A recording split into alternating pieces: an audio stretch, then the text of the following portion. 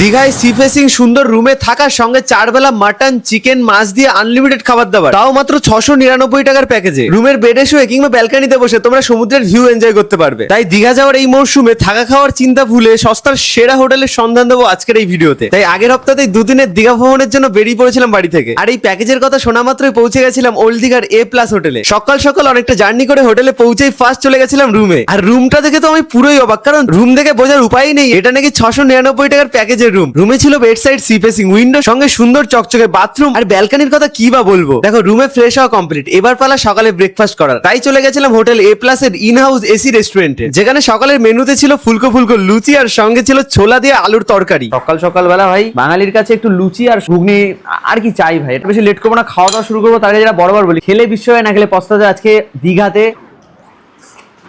ভাই তরকারিটা দারুণ বানিয়েছে তো। এরপরে এদের তো লাঞ্চ থেকে শুরু করে ডিনারও রয়েছে, সো ওগুলো দেখার পালা। আমার তো ফাটাফাটি এক্সপিরিয়েন্স সকালের খাবারে। আমাদের যে হোটেল A+ দেখছেন আপনি, আমাদের সি বিচে চান করতে পায়ে হেঁটে 2 মিনিট। খাওয়া দাওয়া শেষে কাকার কথা শুনে আমরা বেশি লেট না করে সমুদ্রের ধারে চলে গেছিলাম। আর এখানে এসে তো পুরো অবাক, দুপুর হওয়ার আগেই দেখো মানুষজন কিন্তু জলে নেমে পড়েছে। এই দেখে আমিও কিন্তু নেমে বললাম জলে, একটু স্নান টান করে আবার চলে এলাম হোটেলে। হোটেলে ফিরেই দেখি দুপুরের খাবার দাবার কিন্তু রেডি। অনেকক্ষণ সমুদ্রে স্নান করে বড্ড খিদে পেয়ে গেছিল, তাই আবার দুপুরের খাবার দাবার খাওয়ার জন্য চলে আসলাম নিচে। আর এদিকে পৌঁছাতে না পৌঁছাতেই দেখি খাবার দাবার হাজির। হোটেল A+ এর কিন্তু দুপুরে লাঞ্চ নিয়ে বসে গেছি। রয়েছে এখানে ভাত, একটা কাটা লেবু দিয়েছে, লঙ্কা দিয়েছে, আর এখানে কিন্তু এরকম আলু ভাজা দিয়েছে, মুসুর ডাল দিয়েছে, সয়াবিনের কিন্তু তরকারি, কাতলা কালিয়া। মেনু কিন্তু চেঞ্জ হয় ডে বাই ডে। এই রইল হচ্ছে পাপড় চাটনি। ওখানে ডাল ফার্স্টে নেবো, লঙ্কাটা হালকা চিপে নি। দুপুরটা পুরো জমে ক্ষীর।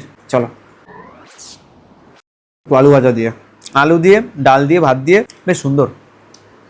সয়াবিন দিয়ে সবজি আমাকা তরকারিটা আমার খেতে বেশ পছন্দ হয়। তরকারি দিয়ে, ভাত দিয়ে, একটু সয়াবিন দিয়ে রান্না বান্না কে করছে দেখবো, ভালো বানাচ্ছে কিন্তু বেশ। ও আনলিমিটেড ভাত চলে এসছে, মানে ভাতটা আনলিমিটেড দেখে নাও। আইটেম হচ্ছে গিয়ে মাছ, গ্রেভিটা বেশ ঘনও না আর বেশ পাতলাও না, একটা মিডিয়াম করেছে। সাইজটা একবার দেখো। ফার্স্টে একটু কাতলা কালিয়ার গ্রেভি দিয়ে ভাত দিয়ে একটু টেস্ট করা যায়, মানে অ্যাজ ইউজুয়ালি যেরকম হওয়া উচিত। একটা মিষ্টি মিষ্টি ঝাল ঝাল ভাব কালিয়াতে যেটা হয়। মাছটা দেখা যায় ফ্রেশ কতটা, সঙ্গে ওয়েল ভাজা মাছটা দিয়ে, রাইস দিয়ে। আমি সিরিয়াসলি একটা কথা বলি, রান্না বান্না ওয়েল অ্যান্ড গুড। চাটনি পাপড়টা রয়েছে, সুন্দর লাগছে দেখো, একদম জেলি জেলি চাটনির সঙ্গে ভাজা পাপড়।